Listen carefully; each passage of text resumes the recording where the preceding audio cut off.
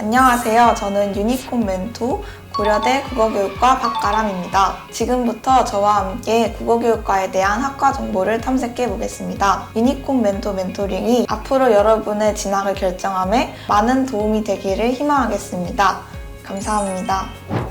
저는 지금 고려대학교 국어교육과에 다니고 있습니다. 고려대학교는 서울 성북구에 위치한 사립대학교로 캠퍼스가 굉장히 예쁜 걸로 유명한데요. 그리고 학교 마스코트가 호랑이인 만큼 열정도 다들 넘치고, 그리고 학교 동기나 선배들과 좀 더 끈끈한 게 있는 것 같아요. 그래서 지금 재미있게 학교 생활을 하고 있습니다. 국어교육과에서는 크게 국어학, 그리고 고전문학, 현대문학, 그리고 국어교육의 전체적인 내용을 배웁니다. 국어교육학과에서는 우선 1학년 때는 국어교과 교육론과 국어학의 이해라는 식으로 국어교육에 대한 전체적인 큰 틀을 배워요. 국어교과 교육론은 제가 1학년 1학기 때 들었던 과목인데, 수업 시간에 국어교육을 어떻게 해야 하는지, 국어교육에 어떤 방법이 있는지, 그리고 국어교육 과목의 큰 틀인 문법, 독서, 문학, 말하기와 쓰기를 어떤 방법으로 가르쳐야 하는지, 그리고 그동안 어떤 방법으로 가르쳐 왔는지와 같은 전체적인 계과를 배웁니다. 그리고 지금은 국어학의 이해라는 과목을 배우고 있는데, 문법에 대해서 세세하게 배워서 학교 문법에선 다뤄지지 않은 학회에서도 많은 논의가 진행되고 있는 요소까지 배워서 조금 더 탐구 활동을 중심으로 배우고 있어요. 2학년 때도 마찬가지로 심층적으로 어떤 부분을 배운다기보다는 문학을 중심으로 개괄적으로 배우고, 3학년 때 되어서는 교생 실습을 나갈 때 꼭 필요한 국어교과 연구 및 지도라는 과목을 배워요. 저는 아직 들어보지 못했지만 선배들 말로는 팀플을 중심으로 스스로 그 수업 시연을 만들어보고 수업 계획서도 작성해보고, 그걸 바탕으로 발표해서 교수님의 피드백을 받는 방식으로 진짜 교생에 나가기 위한 준비를 한다고 합니다. 4학년 때도 정확하게는 잘 모르지만 국어학, 문학, 그 독서와 같은 부분을 어떻게 가르쳐야 하는지에 대한 그 이론과 실습 방법들에 대해서 꼼꼼하게 배우는 걸로 알고 있어요. 그 외에도 국어교육과에서는 그 사범대학인 만큼 교직 과목을 들어야 하는데, 교직 과목에는 교육심리나 교육학개론과 같이 교사가 되기 위해서 꼭 들어야 하는 분야들을 제가 스스로 선택해서 배울 수 있어요. 저는 그래서 1학년 1학기 때는 교육심리를 배웠는데, 많은 심리학자들의 교육에 관련된 이론들을 배우면서 학생들이 어떤 행동을 하는 건 어떤 마음에서 시작된 거야 라는 식으로 학생들을 이해할 수 있는 시간을 가질 수 있었어요.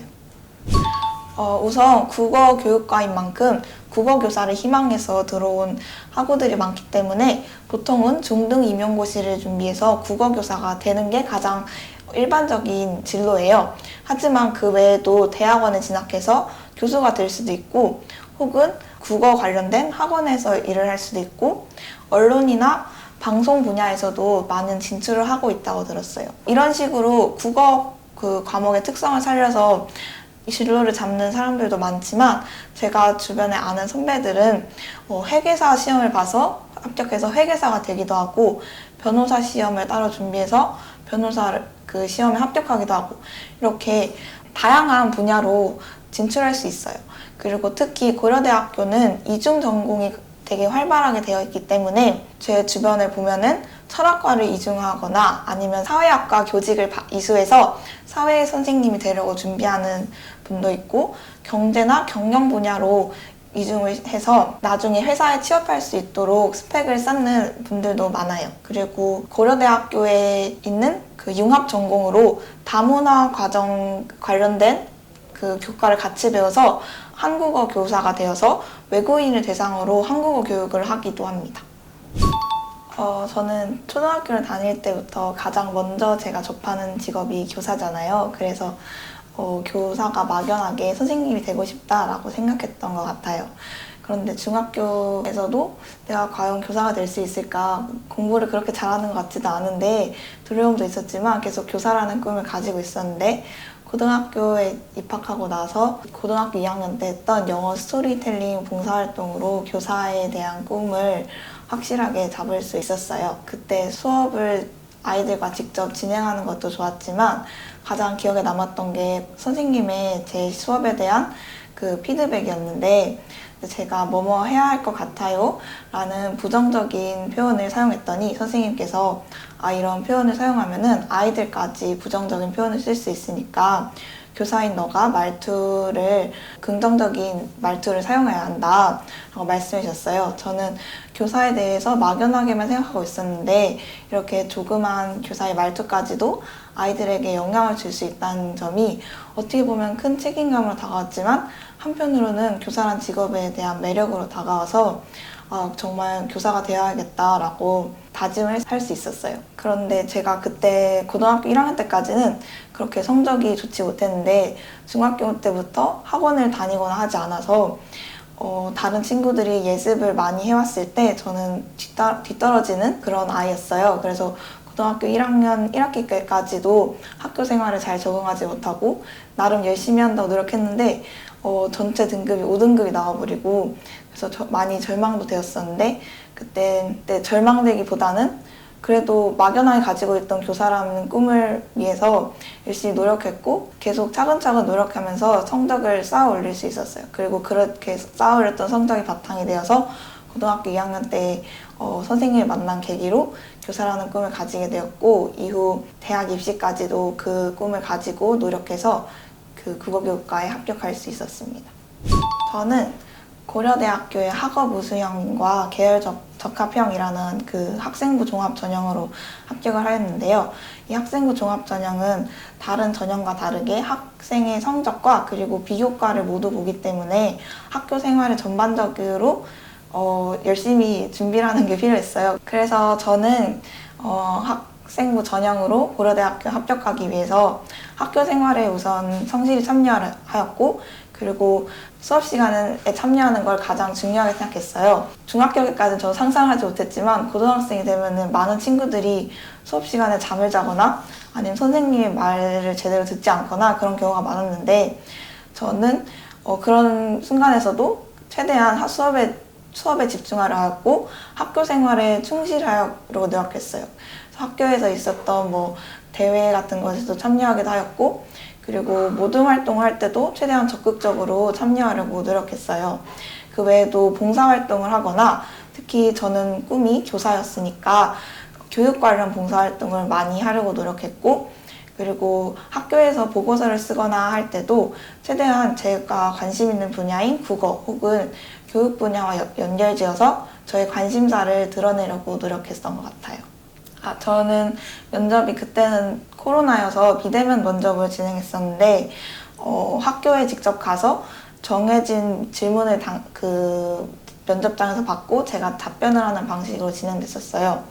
저는 면접 보는 것도 학교에서만 준비를 했고 따로 학원을 다니지 않았기 때문에 고려대학교 사이트에 올라와 있는 그 작년도 기출 문제들을 뽑아보면서 스스로 카메라를 켜보고 한번 말을 해보고 그리고 그 카메라를 다시 스스로 보면서 내가 말을 할 때 이런 부분이 조금 부족하구나 아니면 말을 할 때 제스처가 조금 어색하니까 이 부분을 조금 바꿔봐야겠다 스스로 피드백을 하면서 했던 것 같아요. 특히 고려대학교 같은 경우에는 기출문제가 올라와 있고 그리고 기출문제마다 그 시간들이 정해져 있어서 시간에 맞춰서 기출문제를 읽어보고 답변을 준비한 다음에 녹화도 시간에 맞춰서 해보고 그런 식으로 준비를 했던 것 같아요. 국어교육과인 만큼 국어 관련 과목은 최대한 1, 2등급을 유지했었는데 제가 아까도 말씀드렸던 것처럼 항상 1, 2등급이 나왔던 건 아니고 5등급이 나올 때도 있었고 4등급이 나올 때도 있었지만 그럴 때 가장 중요했던 거는 저에게 포기하지 않고 내가 다른 친구들이 그 예습을 이만큼 해왔으니까 나는 그럼 지금 더 열심히 노력해서 최대한 따라가야지 라는 마음가짐으로 노력했던 게 성적을 올릴 수 있었던 가장 좋은 방법이었던 것 같아요. 전 우선은 국어는 문학작품에서 현대시나 고전시가 같은 경우에는 모두 필사를 해보면서 작품의 의미를 정확하게 이해해 보려고 했어요. 스스로 적어보니까 작품을 천천히 읽어볼 수 있게 돼서 하나하나의 의미들을 제가 정확하게 파악할 수 있었어요. 그리고 우선 한번 학교 수업을 들으면서 문학작품을 분석한 다음에 스스로 필사한 것에다가 파란 색깔 펜으로 먼저 스스로 분석해보고, 그리고 그 다음에 다시 학교 수업 시간에 나갔던 자료와 비교해보면서 내가 놓쳤던 부분이나 잘못 분석한 부분은 빨간 색깔 펜으로 고쳐보면서 내가 아는 부분과 모르는 부분을 정확하게 구분하려고 노력했어요. 그 다음에 그 시험 직전에는 빨간 색깔 펜으로, 그러니까 몰랐던 부분을 중심으로 다시 복습해보면서 문학 작품은 공부를 했어요. 그리고 문법 같은 경우에는 우선 문법 지식들을 많이 아는 게 중요하니까 암기를 하려고 노력했고, 그 다음에는 기출문제를 풀어보면서 내가 잘 알고 있는지를 점검했는데, 이때 가장 중요했던 건 저희가 가장 중요하게 생각했던 건 해설로 공부하는 것이었어요. 그래서 아무리 내가 맞췄더라도 혹시 5개념을 갖고 풀진 않았는지, 아니면 혹시 넘겨짚어갖고 우연하게 맞은 건 아닌지, 맞은 문제까지도 해설을 보면서 아, 내가 이 개념을 잘 모르는구나, 아니면 아, 이런 식으로 문제가 나오는구나, 이렇게 파악을 했고, 모르는 문제 같은 경우에도 해설지를 보면서 아, 내가 부족한 개념이 이 부분이네 하면서 계속 내가 아는 것과 모르는 것을 구별하고, 그러면 모르는 것을 좀 더 집중해서 공부해야겠다라는 식으로 공부를 했어요. 이렇게 공부를 하면은 개념들이 어떻게 문제에 적용되는지도 알 수 있고, 그리고 고난도 문제를 만들 때 어떤 식으로 문제를 만드는구나를 파악할 수 있어서 공부할 때 도움이 많이 되었어요. 수학은 제가 국어에 강하다 보니까 상대적으로 수학에는 약했는데, 특히 고등학교에 들어갈 때 예습을 거의 하지 않은 상태로 갔기 때문에 학교 수업 시간에 개념을 따라가고 문제를 풀이하는 게 처음에는 굉장히 힘들었어요. 그래서 제가 선택한 방법은 한 문제집만 선택해서 여러 번 풀어봐야겠다. 그 문제집에 나온 유형만큼은 내가 다 알아야겠다라는 마음으로 공부했어요. 그래서 우선은 수업 시간에 열심히 개념 학습을 한 뒤에 한 그 교재를 선정해서 처음에 한번 쭉 풀어보고, 근데 처음에 풀 때는 아무래도 처음 푸는 것보다 보니까 모르는 문제가 많잖아요. 그러면 그 문제들은 다 별표를 쳐보고, 그러면 처음 풀 때는 거의 절반 이상의 문제들을 제가 다 모르더라고요. 그러면 그렇게 한번 다 풀었고 별표가 많이 쌓여도 슬퍼하지 않고 다시 해설지를 펴서 모든 문제마다 해설을 다시 보면서 그걸 스스로 써보면서 그 문제가 어떻게 풀어나가는지의 흐름을 익혔어요.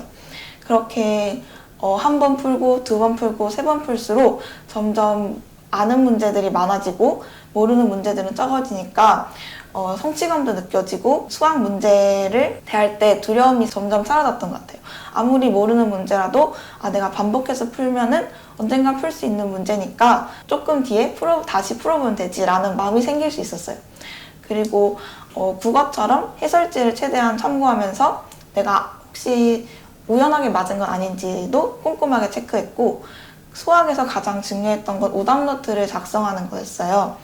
그래서 아까 말했던 것처럼 별표 쳤던 문제들은 문제를 다시 오답노트에 적어보고, 내가 스스로 푼 방법이 있다면 스스로 푼 방법도 적어보고, 그 해설지가 새로운 방법을 알려주면 그 방법도 적어보면서 문제에 접근할 수 있는 다양한 방법들을 터득하려고 노력했어요.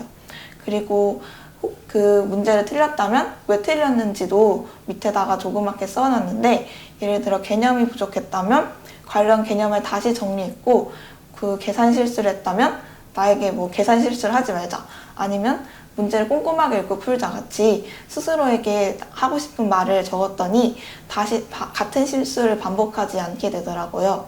이렇게 오답노트를 쓰고 해설지를 최대한 참고해서 공부하는 게 저의 수학 공부 방법이었어요. 그리고 영어 과목은 우선 내신 공부할 때와 수능 공부할 때 방법이 달랐는데요.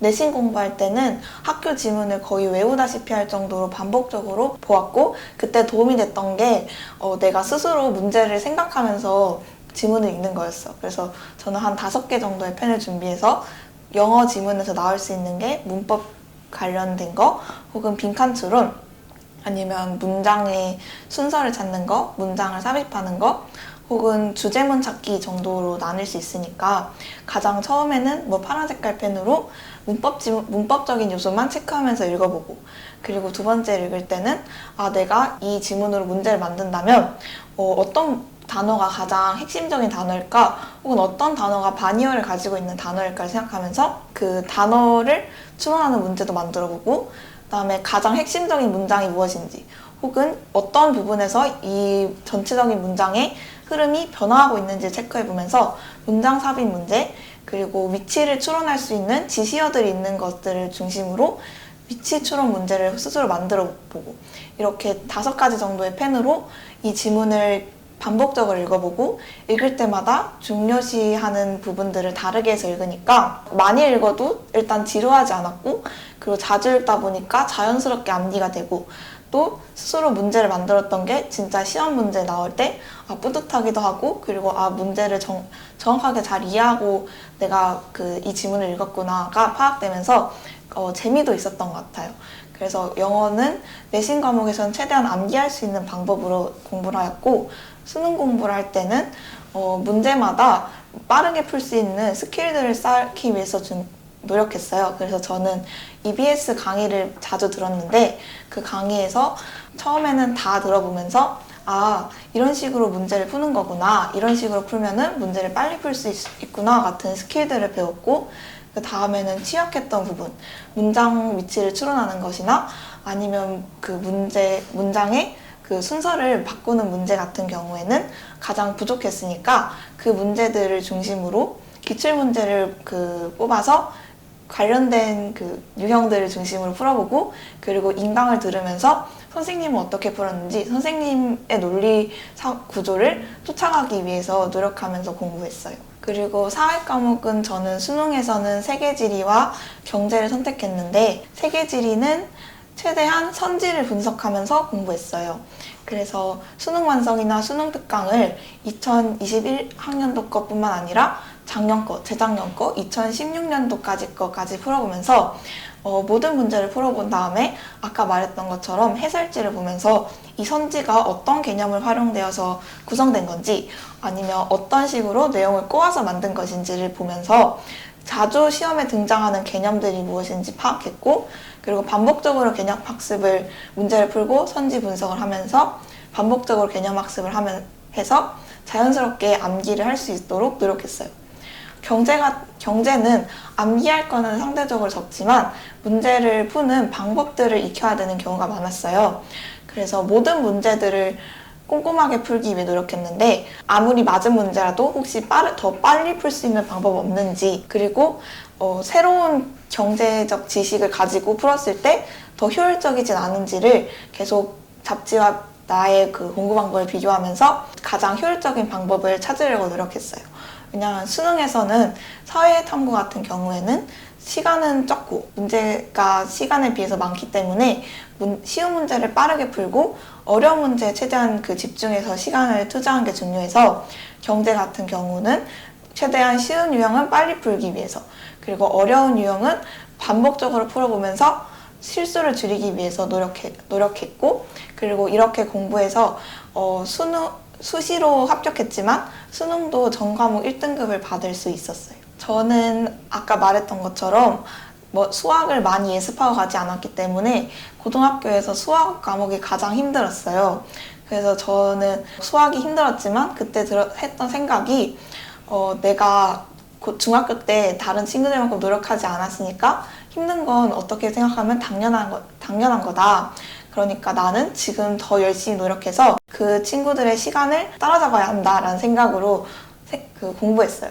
그래서 처음에 공부할 때는 문제를 풀어도 모르는 문제밖에 없으니까 문제를 풀다가 너무 답답해서 눈물도 나고, 그래서 자습실에서 혼자 울면서 수학 문제를 풀기도 했는데, 그 과정에서 결국은 포기하지 않으니까 조금씩 성적이 오르고, 그리고 내가 문제를 풀 수 있는 게 늘어나는 게 보이더라고요.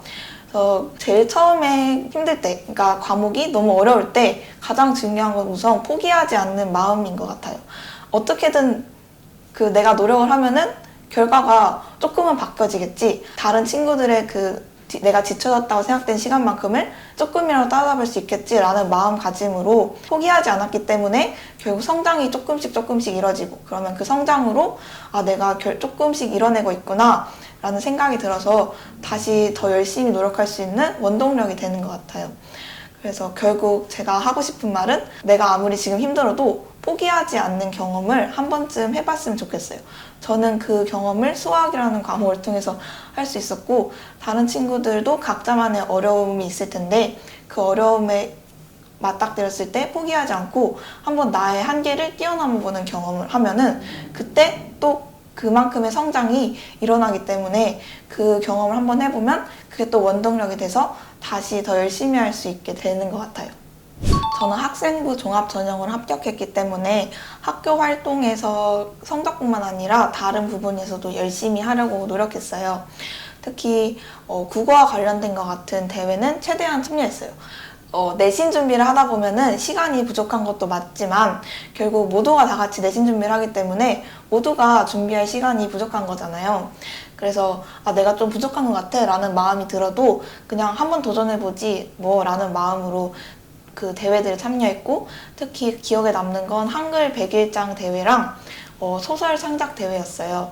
그 소설 창작 대회 같은 경우는 방학 때부터 틈틈이 공부를 하다가 지칠 때마다 조금씩 써나갔고, 대회 직전까지 조금씩 완성해가면서 제출해서 좋은 결과를 얻을 수 있었는데, 이렇게 대회 활동을 좀 겁먹지 말고 우선 한번 도전해보고, 그리고 틈틈이 시간이 날 때마다 아니면 공부를 하기 싫을 때마다 준비해서 어떤 활동이든 우선 도전을 해보면 좋겠어요. 그 외에도 봉사활동이 있었는데, 저는 학교 활동에서 최대한 봉사 시간을 받을 수 있는 걸 준비하려 했는데, 그때 참여했던 게 영어 스토리텔링 봉사활동이었어요. 처음엔 사실 다른 친구들, 저보다 훨씬 영어를 잘하는 친구들이 많았기 때문에 내가 될 수 있을까? 라는 걱정도 되었지만, 그래도 뭐 한번 해보지 라는 생각으로 준비했고, 그리고 결국 그 학교에서 참여 학생으로 선정되어서 활동할 수 있었어요. 이렇게 제가 학생부 종합전형을 준비하면서 가장 도움이 됐던 건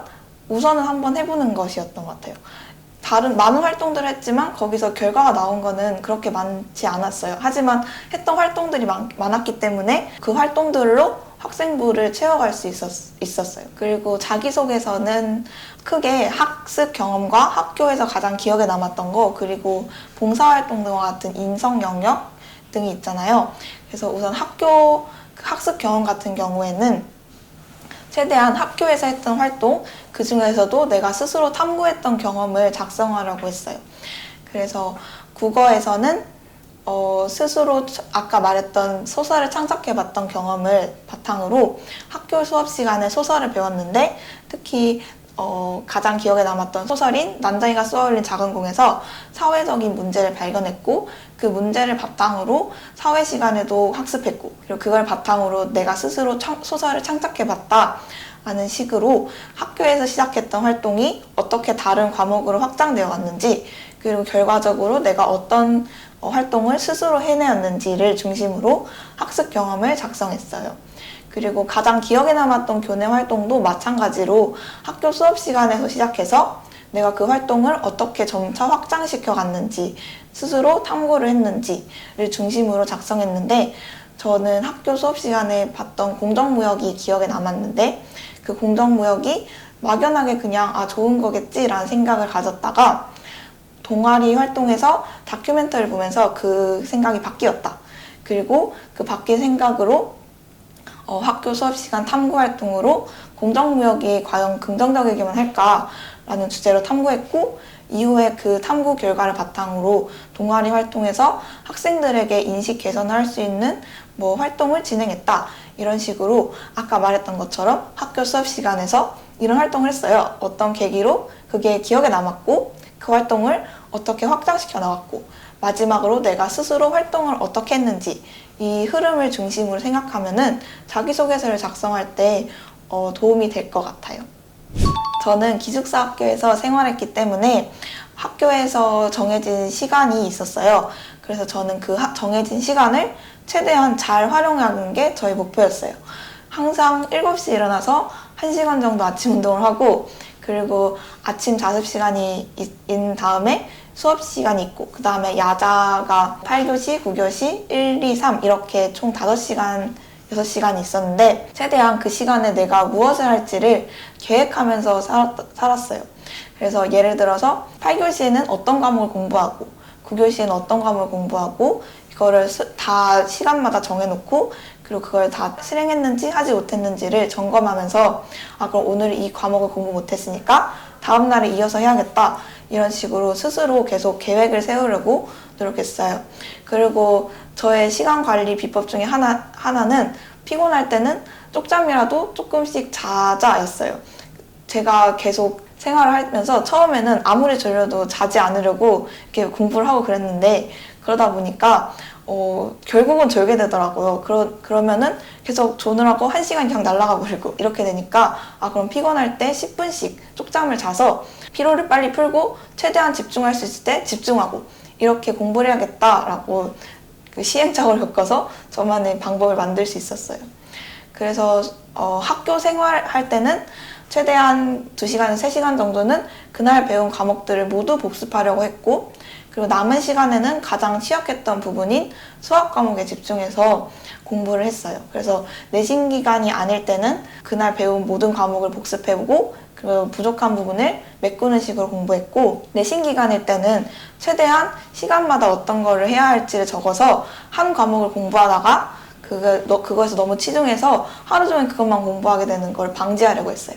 제가 가장 중요하게 생각했던 건 매일매일 공부하는 거였는데 아무리 하루 열심히 공부해도 일주일 뒤에 다시 보면 다 까먹게 되잖아요. 그래서 오늘은 이만큼 공부하고 다음은 그걸 이어받아서 조금씩 공부를 해서 내가 공부하는 흐름을 잃지 않도록 노력했어요. 그렇게 하기 위해서 아까 말했던 것처럼 1시간마다 어떤 과목을 공부해야 하는지를 작성했고, 그리고 그걸 스스로 실행할 수 있었는지 없었는지, 못한 부분이 있다면 다음 날에 어떻게 공부해야 될지를 계획하면서 공부했어요. 방학 때는 최대한 취약했던 과목을 중심으로 공부했는데, 그래서 저는 가장 부족했던 부분인 영단어 암기나 수학 공부처럼 학기 중에는 온전하게 시간을 오래 쓸 수 없는 과목들을 공부했어요. 그리고 방학 동안 가장 중요했던 건 우선은 집 밖으로 나가는 거였어요. 저는 집에서는 공부가 잘 안 되는 스타일이었기 때문에 어떻게 해서든 아침에 도서관에 나가고 도서관에서 쉬거나 도서관에서 책을 읽는 일이 있더라도 우선은 집 밖으로 나가서 무엇이든지 내가 그냥 집에 이렇게 퍼질러 있지 않기 위해서 노력했어요. 방학 동안에는 계속 학교에서 그 주변 선생님들이 시간 관리를 해주시지 않기 때문에 우선은 집 밖으로 나가서 내가 그럼 매일매일 몇 시에 집에 나가서 얼만큼 공부하고 그리고 몇 시쯤에 집에 돌아와야겠다는 전체적인 틀을 잡고 그 하루하루를 세세하게 나눠가면서 공부했어요.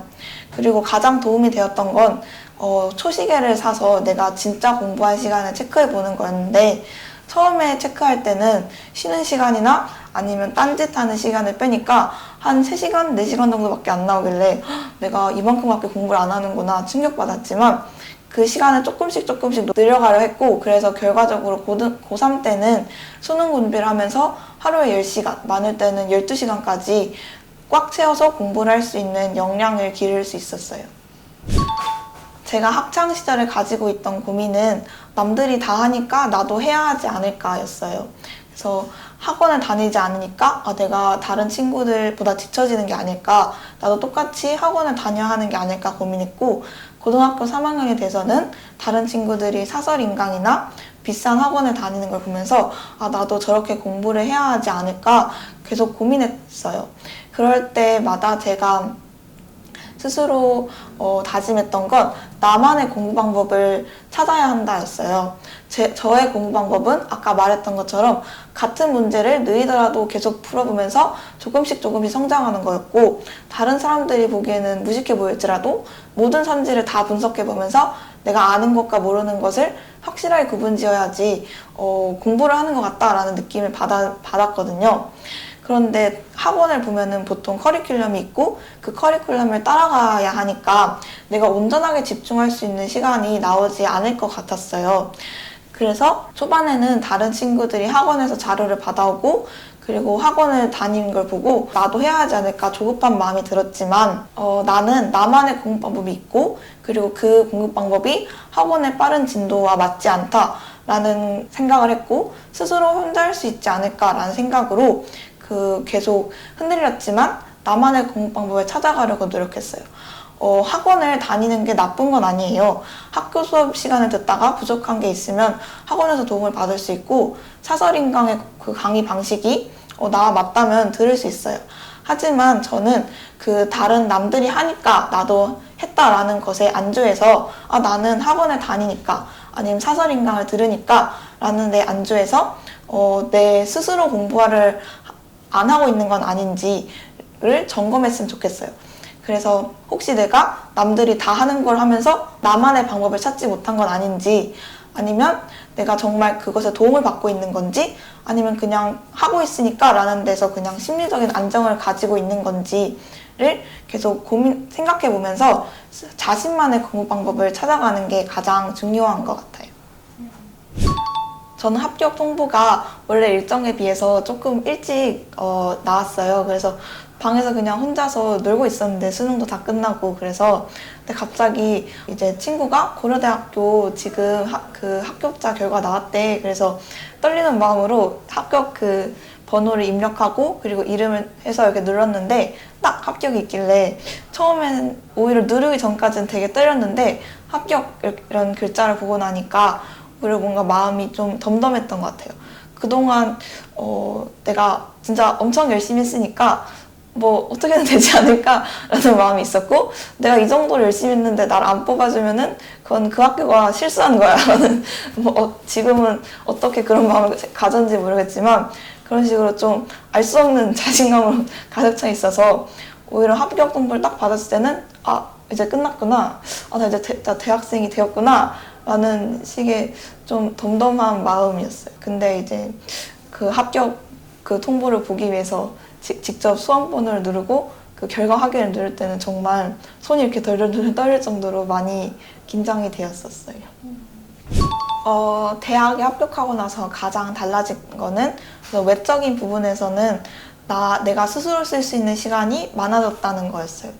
처음에는 그냥 노는 게 즐거웠지만 이게 계속 시간이 흐르다 보니까 이 시간을 조금 가치 있게 써야 할 것 같은데 그동안은 학교 생활에서 선생님들이 시키는 대로 그냥 이 시간에 공부를 하고 이 시간에 밥을 먹고 다시 이 시간에 공부를 하고 이런 식으로 틀이 있었는데 그게 사라지니까 스스로 시간을 어떻게 써야 하는지를 고민하는 게 힘들었어요. 그래서 외적인 부분에서 시간이 많아지니까 내적으로도 그러면 내가 지금 어떻게 혼자서 시간을 보낼 수 있을까를 고민하기 시작했어요. 그래서 고등학교 때까지는 저는 생각해보면 특별한 취미가 없었던 것 같아요. 그냥 학교 공부에 따라가는 것만으로도 힘들어서 혼자 시간을 쓴 적이 없었는데 대학교에 오고 나니까 시간이 많아지니까 내가 혼자서 시간을 보낼 수 있는 취미를 만들어야겠다 생각으로 다양한 활동들을 해보려 노력했고 그리고 대학교에 진학하고 나니까 시간이 상대적으로 많아지니까 할 수 있는 활동들도 많아지고 그런 부분이 가장 큰 변화였던 것 같아요. 대학 진학 후에 가장 재밌었던 거는 대학교 사람들을 만나보는 거였어요. 고려대학교에는 밥약이라는 문화가 있는데 이거는 선배나 아니면 동기들과 밥을 먹으면서 이야기를 나누고 진로에 관련된 얘기도 듣고 아니면 서로의 일상을 공유하기도 하고 이런 식으로 약속을 잡는 건데요. 그래서 초반에 이제 많은 선배들과 동기들과 코로나 때문에 많이 만나지 못했지만 소규모로 만나보면서 다양한 사람들과 이야기를 나눠본 게 가장 즐거웠어요. 고등학교 때는 학교라는 틀이 굉장히 조그마니까 만날 수 있는 친구들도 적었고 그리고 다양한 관심사를 가진 사람들을 만나기도 어려웠는데 대학교에서 사람들을 만나보니까 많은 사람들, 다양한 사람들 나와는 되게 다르지만 그 방식이 또 나름대로 멋있는 그런 사람들을 많이 만나볼 수 있어서 그게 학기 초반에는 가장 재미있었어요. 특히 국어교육과라는 학과에 모여있기 때문에 그래도 다양하지만 결국 관심사가 국어 혹은 독서 분야로 이렇게 모여지더라고요. 그래서 나는 이런 책을 읽었는데 너는 저런 책을 읽었구나. 이렇게 각자 책을 공유하면서 이야기를 했던 것도 기억에 남아요. 그리고 1학기 때는 그런 식으로 사람들을 만나보고 그런 것을 중심으로 활동했다면 2학기가 되어서는 새로운 동아리에 가입을 했는데 고려대학교 안에 있는 수영 동아리에 가입했어요. 그래서 수영센터를 빌려서 같이 수영도 하고 그리고 몰랐던 그 수영도 배워보고 그러면서 재밌는 시간을 보내고 있습니다. 대학교에 와서 가장 좋은 거는 내가 내 시간을 스스로 꾸려갈 수 있다는 거, 내가 어떤 걸 도전하는지에 따라서 시간이 바뀌어지는 거, 그게 가장 신기하고 재미있어요. 대학에 와서 가장 힘들었던 건 아까 말했던 것처럼 갑자기 내가 내 시간을 스스로 활용해야 하는 게 힘들었어요. 그리고 이 시간을 스스로 활용한다는 게 스스로 공부 계획도 세워야 하고 내가 어떤 분야를 공부해야 될지도 스스로 선택해야 되고 이런 부분이 처음에는 되게 힘들었어요. 왜냐하면 고등학교에서는 과제가 주어진다. 내가 열심히 한다. 열심히 했더니 성적이 올랐다. 기분이 좋다. 이렇게 뭔가 체계화된 틀이 있었고 마치 게임처럼 그냥 도장 깨듯이 하나하나 이렇게 하는 느낌이었는데 대학교에 오니까 그 틀 자체가 사라진 느낌이었어요.